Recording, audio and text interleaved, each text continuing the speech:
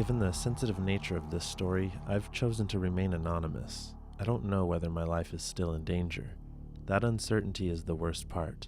It's been several years since this happened, so it's a little easier to talk about it now.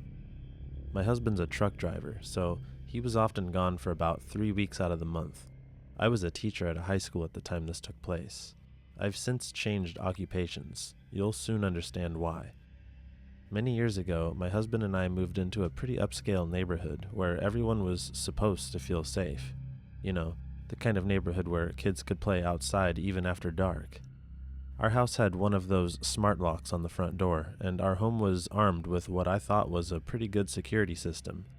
But I'm not so sure that any security system could have prevented what happened to me. We had lived there for less than a year when this happened. One night, while I was home alone, I was watching a movie on the couch in my living room. It was an old 90s flick, Good Will Hunting. In my peripherals, I barely picked up on the bushes moving outside my living room window. I paused the movie and got up to take a closer look. I didn't see anything outside the window, so I figured it must have just been a cat. It was also pretty windy that night, so I figured a strong gust might have caused some movement. I closed my curtains and proceeded to watch the last 20 minutes of the movie in peace. Right after the movie ended, I was sitting on the couch staring at the movie credits when my phone dinged with a notification from my home security app. It said, "Motion detected at your front door." I checked the footage, but there was nothing visible in the frame. I figured the wind might have blown something to trigger the motion detection.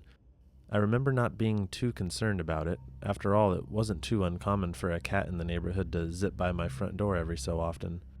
I went upstairs to fill up the tub in the bathroom that was in the master bedroom. I like to listen to music while bathing, so I had my favorite playlist going pretty loud on my Bluetooth speaker.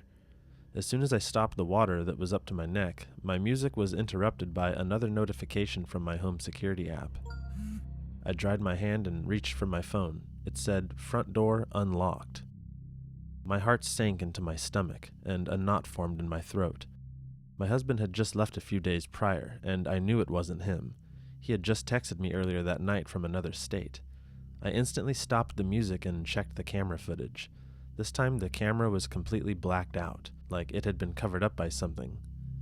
In the silence, all I could hear was the tremor in my own breath and the pulse of my heart thumping in my head. Suddenly, I heard the sound of my front door opening downstairs. It would make this creaking sound when it opened slowly, and that's exactly what I heard. My phone dinged with another notification from the app. It said, "Front door opened." I then heard the door slam shut. There I was, naked in the bathtub while some strange creep just walked into my house. I tried to be as quiet as I could getting out of the tub, but there was no hiding the splashes of my body emerging from the water, which echoed loudly in the bathroom. I was so panicked I almost slipped getting out of the tub. I could hear footsteps trotting up the stairs casually, not too fast, not too slow. Having just barely wrapped my body with a towel, I turned off the bathroom light and closed the door as quietly as I could before the steps made their way into my bedroom. Having locked the door, I dialed 911 from my phone with a shaky thumb. And this is where things took a turn for the worst. My phone couldn't make the call. Something was interfering with my phone's signal and preventing the call from going through. It just kept hanging up every time I tried to make the call. Whoever was in my house clearly had some technological advantage or some serious hacking skills.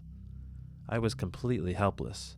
Dripping wet with only a towel to cover my body, I ran the risk of ending up nude if I tried to make a run for it. But I'd much rather be seen naked than dead, so I abandoned the towel to ensure my stealth and I left my phone on the floor. I very quickly opened the window in my bathroom. Luckily, the window was directly above the toilet, so I was able to use the toilet as a platform to stand on while removing the screen from the window. I managed to climb out, butt naked, trying to adjust my footing on the slippery clay tile roof. As I closed the bathroom window, I could hear the bathroom door jiggling. I proceeded to close the window because I didn't want the intruder to know I had fled that way, even though my wet footsteps clearly gave me away. I climbed up on top of the angled roof that arched over my bedroom window. Straddling those clay tiles with no clothes on while facing my neighbors across the street was the most daring and humiliating thing I've ever done. I don't know if I was lucky or unlucky that no one saw me doing this. The intruder stuck his head out of the window and looked down at the street. It was at that point that I became aware of the person's identity, not by recognizing his features, but by recognizing his unmistakable voice and accent. He was, without a doubt, a student from one of my classes. He muttered something so foul and disgusting I will not repeat it, not here, not ever. But it was his voice. I knew it with 100% certainty.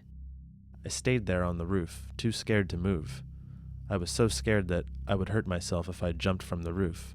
I was also scared that if I had ran to the neighbor's house, he would catch me before I could make it to their door.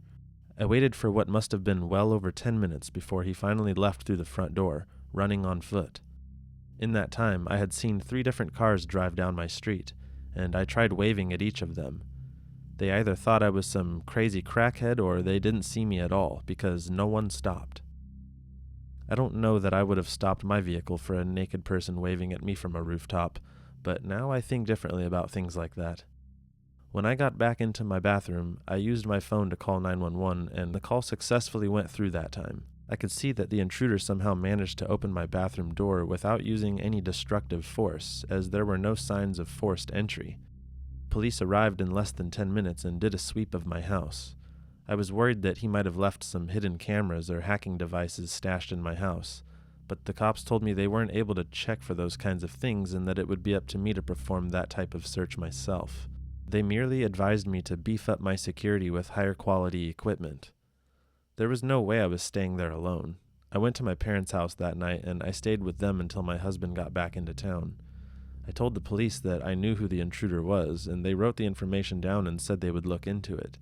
But technically, there was no real hard evidence of any actual break-in. There was no proof that my security system got hacked. I didn't have any proof that the intruder was this particular student of mine, but I knew it was him. I still do. The next day, that student was absent from my class. It turns out he had moved with his family back to the country where they're from.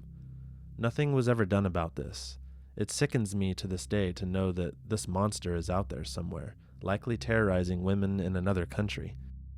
It affected me so bad that I had to give up teaching. The trauma was killing me.